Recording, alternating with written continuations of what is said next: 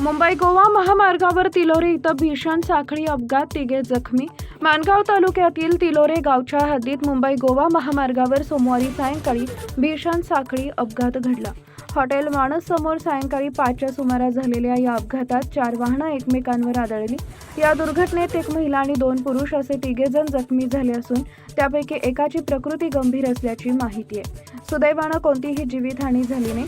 मिळालेल्या माहितीनुसार मुंबईकडून महाडच्या दिशेनं भरधाव वेगानं जाणाऱ्या केमिकल टँकरनं प्रथमच इंडियन ऑइल पेट्रोल पंपातून बाहेर पडणाऱ्या आर्टिका कारला जोरात धडक दिली. त्यानंतर टँकरनं खासगी प्रवासी बसलाही धडक दिली.